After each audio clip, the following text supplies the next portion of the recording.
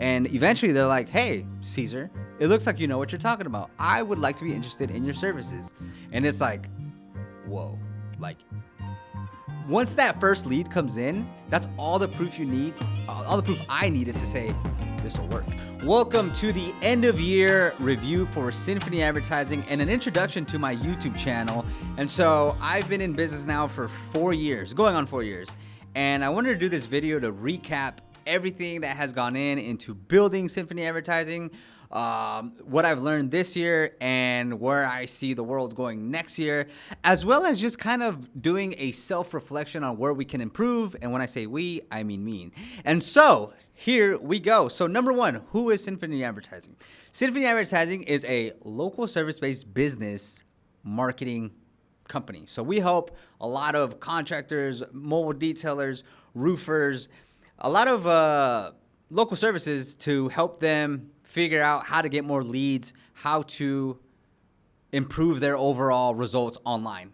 What has happened though is that in doing that, we've been, not everybody, but we've done a good job in helping people grow, but then you run into a whole new set of problems. And so moving forward, we want to kind of improve our services so that we can solve other types of problems. But for the last 3 years, that's what we've been doing. And so here I have just some statistics of what we've been doing. And so let's start off with growth, right? So this year in 2023, we started off with about 30-ish customers, and we have now about 50-ish customers. And what helped grow that over the years is we created marketing packages. So one thing we didn't know, let me add more context. So when I got started, which was by myself as a glorified freelancer, it was figuring out, okay, what are we offering? And so it was whoever would pay me, we would do that. We would do the service. I would do the service. As you can see, I've ingrained that it was always we before there was a we. And so if somebody needed Facebook stuff, we would do Facebook stuff. Somebody wanted a landing page, web design, general consulting. If somebody just wanted to hire me to do whatever they needed to for their business, for their marketing agency, I would help. And so that was like year one and kind of like year two. Year three, which is this year, was when, was this year three? Whatever. The beginning of this year is when I was like, all right, let's take a different approach. Instead of trying to sell one-off services, let's do marketing packages. And it's a lot in the beginning. Like you're offering a lot. I offered web design, local SEO, and Google Ads, all for one very affordable price. Let's just say what it was. It was $250 to get on this package. Now, if you're a local service-based business that is just starting off, that's a perfect package for you. And I think that's why we saw such growth fairly quickly. And when I say fairly quickly, we were only closing like 3 to 4 clients per month. But when you add that up month after month after month, it really makes a difference. And so that's when we started running into issues, right? Like, okay, when it's just me and now I got to do 3 different things for 30 plus clients, you run out of time. And so that's when I began hiring people. So like, okay, I need to hire people. And then you start learning a whole bunch of other stuff like, well, who do I hire? What do I hire them for? What goes into hiring? Are they contractors? Are they employees? When they come in, how do I train them? Do they come in? Do that keep them away? And so it goes a very, very, very, it gets really complex really fast. And for the most part, I've had one person help me, a contractor, that has helped me with websites specifically. So that part was kind of done, but it never, what up, Antonio? But it never, it was just that part. It was outsourced help, and I didn't know what to do. And so I hired one person, didn't work out, let him go. And just that alone, like hiring that one person who I met at an airport, who was like, hey, I live in Houston. I was like, that sounds good. Do you need a job? Doing that and then offering them like like an uncalculated pay, because I thought that was what you were supposed to do. And then having to go back and say like, hey, actually, you're getting paid a lot for how much you know and how much you're here for. And then like downgrading them to having going from salary to hourly, and then from hourly to less hourly, and then having the conversation like, hey, this is just not a good fit. You know, you should probably go do something else. Very tough, but learned a lot, right? Then the second person, it was, okay, let me try this again. Doing that a little bit better, but still understanding, okay, this is not really gonna work long term. And then, okay, let's hire in-house. But anyways, I digress. Let's get some numbers. So number one, what I think people find interesting is revenue. So what was our revenue for the year? So last year in 2022, we hit $130,000, which was really just me. I was super stoked because I never made that much money before. And for this year, we literally doubled it. For this year, we're at $260,000. And that's where you can't, I mean, I couldn't manage it. I couldn't do all the work. I was literally, because at some point you start stealing from clients. Like if you say, hey, client, you know, it's $500 a month for us to do XYZ, and then you don't do XYZ, then why are they paying you? And so I did not like that. I hired a team, and now we're a little bit better at making sure everybody gets what they are supposed to get. And so a lot of growing pains. We're still figuring that out. We still have too many clients. So although we have people who are in place to service the clients, including me, it's still not, actually it's not what we would like to do. What we would like to do is do quality work for clients instead of quantity work for clients. So what that means is we are pretty much checking boxes to make sure everybody's getting the right amount of time, the right amount of services. But where the real growth comes in, what I prefer to do is, all right, let's sit down with this client and let's think about what they're not doing or where they stand in the landscape of their competition, and what can we do so that we can edge our way to be more prominent. That's a different question. When you just say, let's run Google Ads and SEO, you're just doing the right things that you need to do in order to service the client. But when you sit there and think strategy, whole different thing. And so that's the way we want to go. So one of the bigger things that made a difference this year is switching to MRR, so monthly recurring revenue. That was already in place, but coming up with a good package, the better pitch too, by the way. And that word of mouth really spread. Like I would have to say this year is the first year where I didn't have to worry about leads. Like the leads come on their own. Of course, we obviously put a lot of effort into making our social media, but that was prior to this. It was just trying to do good work, and word of mouth started happening, right?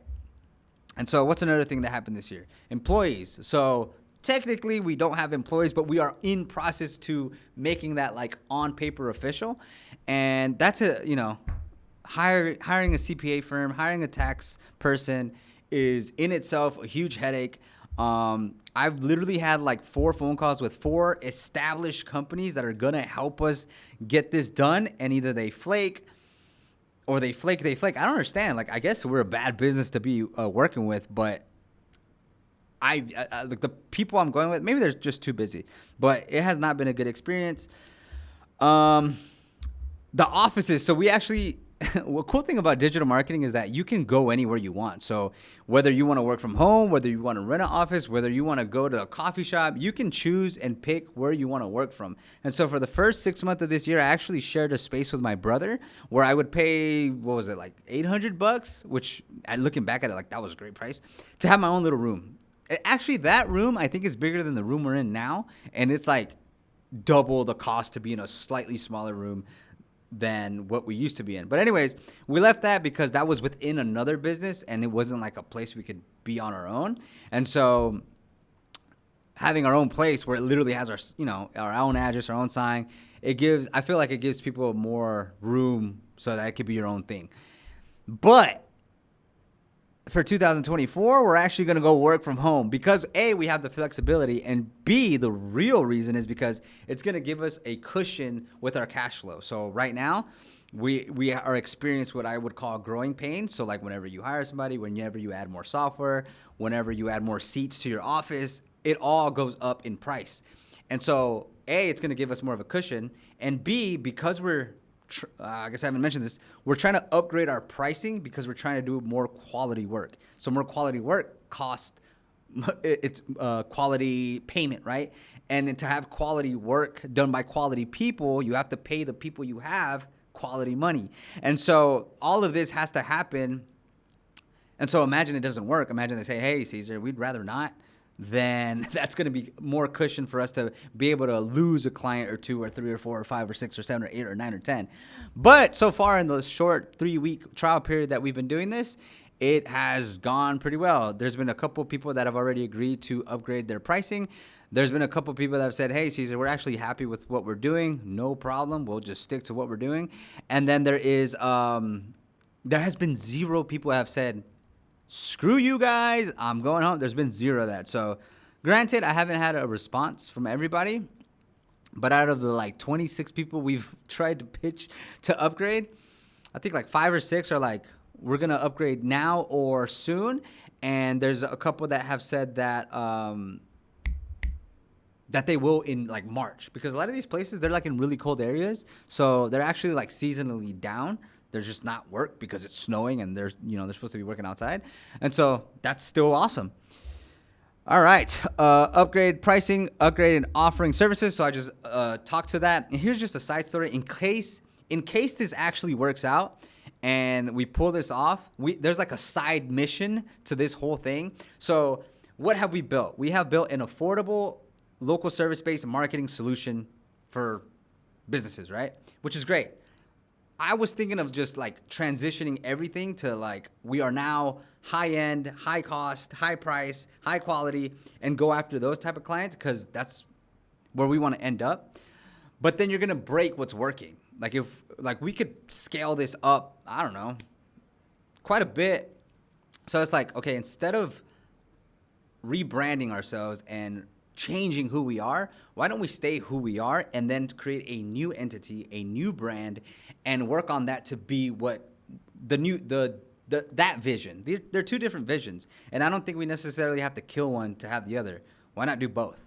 But to do both is harder than just doing one. And so for now, our focus is Symphony Advertising, but in the future, if we can pull it off, we're going to create something called, I'm not going to say it, but it's coming, hopefully. Or we figure this thing out and we're like, hey, we're actually good. But it's something that's looming in the background. And hopefully by 2024, we can have, even just to have the logo or have the website up to get that thing going, have the social media channels.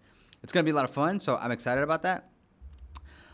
Touching base on social media marketing. So this is something that we added to our mix because honestly, before doing the social media marketing, we did not do any kind of output. Any kind of outreach. The most outreach I did was like talking to customers, and then customers would refer us. And then in doing social media marketing, which I was approached by some guy on the internet who was like, hey, Caesar, I have something to offer. And I was like, hey, sure, come offer it. He's behind the camera, by the way. And I was like, okay, cool. It sounds good. And I remember the first meeting we had, I was like, I could see this working, and then we could offer this to clients. And so it's kind of always been in the background. So we tested it out. We first tested it out with something called Digital Groove, which we abandoned because it's easier to grow what you already have going than to build a whole nother thing. I'm not even going to get into that. But essentially what happened is this. Here's what I noticed with doing social media marketing for my company, for like overall what we offer, like internally. This is Symphony Advertising marketing to the world, right? Here's what I noticed. And we started with just Instagram. I noticed that people who I already know, when they see me in person or respond to my Instagram or respond to me in whatever fashion, they come to me at a different angle. They come to me saying, hey, Caesar, it really looks like you know what you're talking about. Hey, Caesar, it looks like it's going well. And like that little thing is actually huge because you're changing the positioning of not only yourself, but your company. So instead of me having to go and say like, hi, friend or potential client, my name is Caesar Gill. I run Symphony Advertising. We do web design, local SEO, and Google Ads for companies to help them grow with their lead generation. We've been doing it instead of doing all that, they see the Instagram post over and over and over. They see the topics that we cover, which is supposed to be helpful content.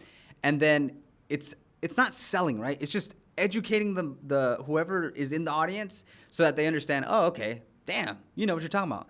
It's no different than like watching a movie or watching a TV show. You learn about the character. You know what their morals are. You know what their traits are. You know what their strengths are. You know what their weaknesses are, and you have like an idea of what it is that they are on camera, right? Everybody can be a certain way until you meet them. And so that was good, right? And I'm not going to say this helped close more business, but you could tell it made a difference in the right direction. And so we doubled down. We posted it for Symphony Advertising and then my personal page. And then instead of just posting it on Instagram, we posted it on Instagram, TikTok, YouTube Shorts, YouTube where possible, Twitter, Facebook Reels, and sometimes the Google profile page. So now we're like as many places as we can be. And of course, what happens, some people see it that have no idea who we are, especially TikTok. TikTok has been really good about this. They follow our page or my page. They see all the content. They keep seeing the content. And eventually they're like, hey, Caesar, it looks like you know what you're talking about. I would like to be interested in your services. And it's like, whoa, like once that first lead comes in, that's all the proof you need, all the proof I needed to say this will work. And so, with that being said, the whole point of that is like social media marketing does work. And then when I saw it work, it's like, okay, local SEO and Google Ads is still a great place to get leads from. But where everybody's not doing, where the land grab is, still to this day, even though it's like 10, 15 years old, is social media, is TikTok, is Instagram, is video. And so part of these upgrades that we're offering our clients is literally that. So for the people that are in Houston, so we're in Houston, the people that are in Houston, I'm offering everybody, hey, it's time to upgrade. It's time to start making social media content because that's where people are going and that's what people are using to research who should they buy from, who should they contact, who can solve their problem. And so that's kind of the direction we're going for in 2024.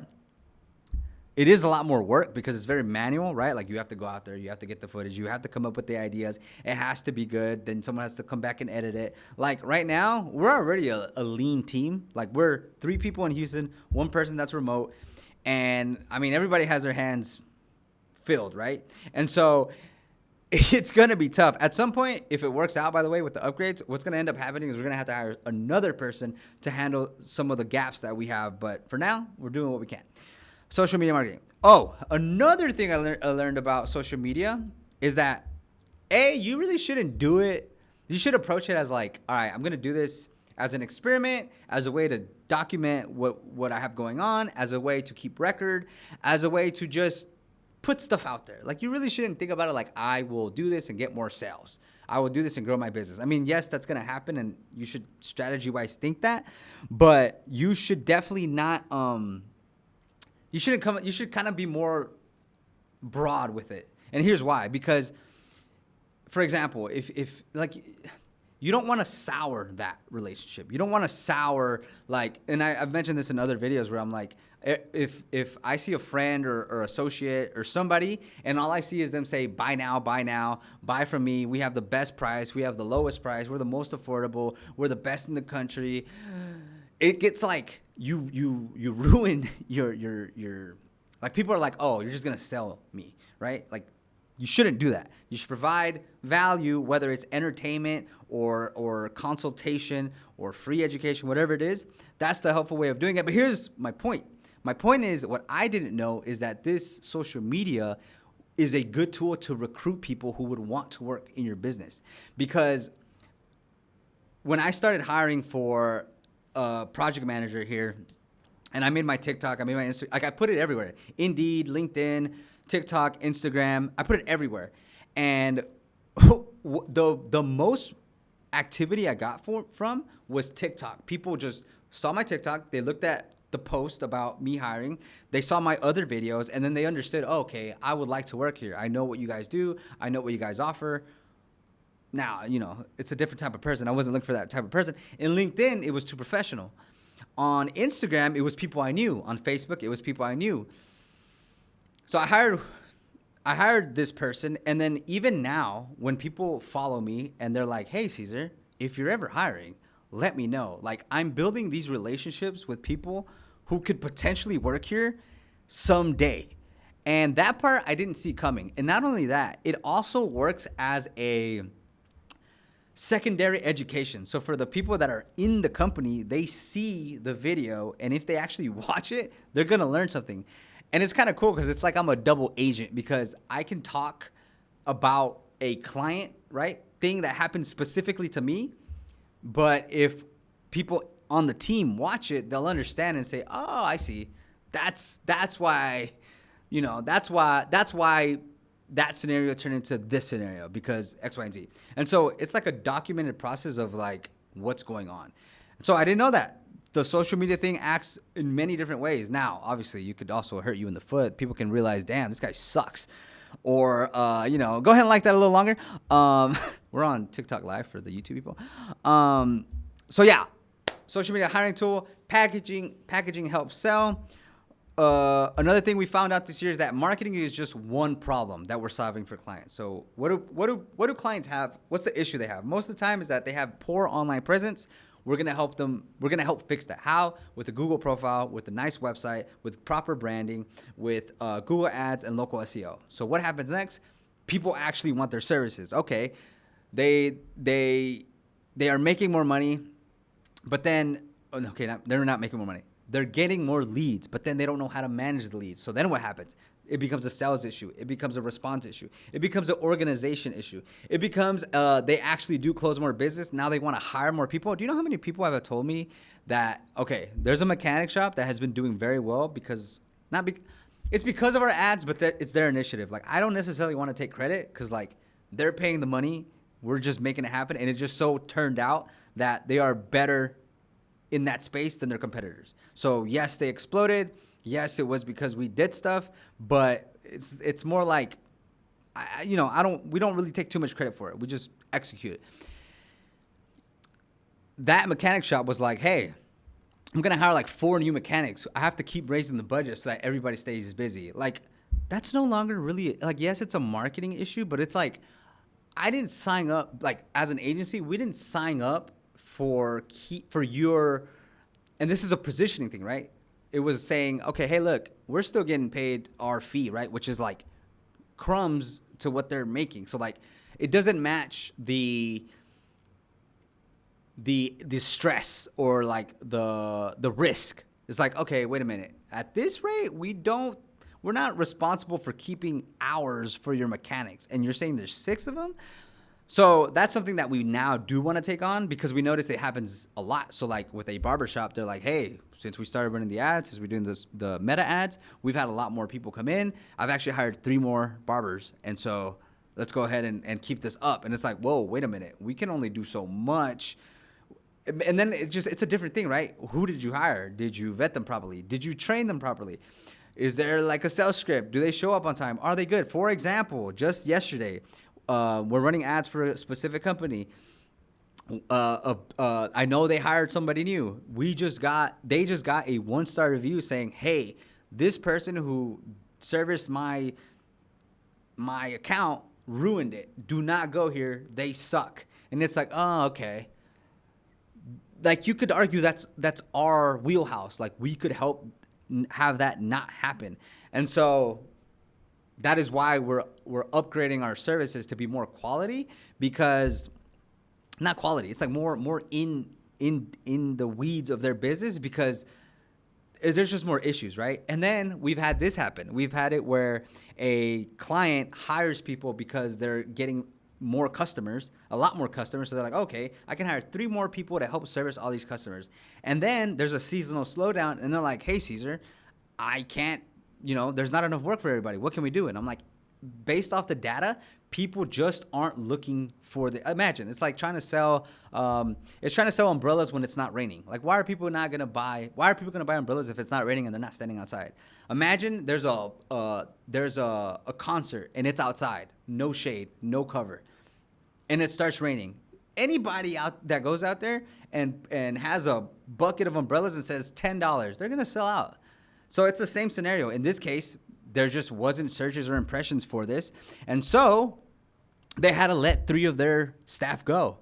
And it's like the question that I've had with that is like, are we supposed to help with that? Because that's not a marketing problem.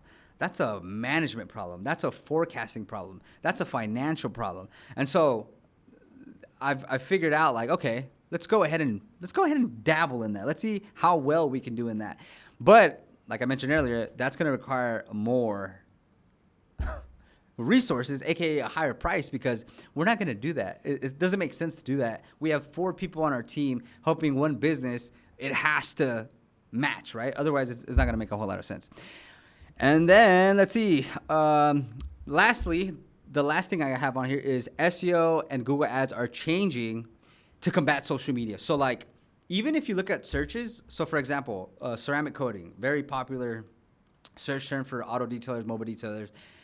That used to be a good keyword to go after, because if somebody looked up ceramic coating, you would pay like $1 or $2 and you would get traffic to your site. And then anybody who would convert, you would sell them a $500, $750, $1,000, $1,500 service to them if it converted.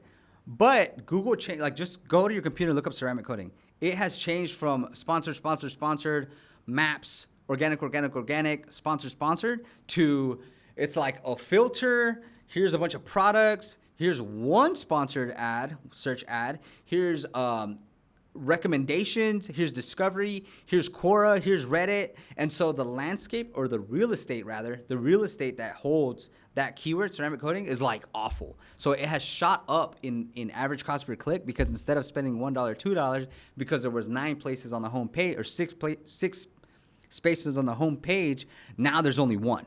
So instead of costing $1, it's going to cost $6. And so now a $500 budget I can't do the math. Instead of a $100 budget get 100 clicks, it's going to get whatever 100 divided by 6 is. And so it's just more competitive. I'm not saying it's still going to work. And another thing I've noticed is that on local service ads, they've added a lot more professions. So car detailing used to not be one of the options there. Now it is, and I believe it is because it's going to show local service ads instead of a Google search ad. And so that's how you're going to combat that. And so like figuring all this stuff out is very difficult, and that is all the notes I have. So thanks for tuning in to the first official branded personal YouTube video on the Caesar Guild channel. And if there are any questions, concerns, updates, or any series you guys would like to see, I welcome them.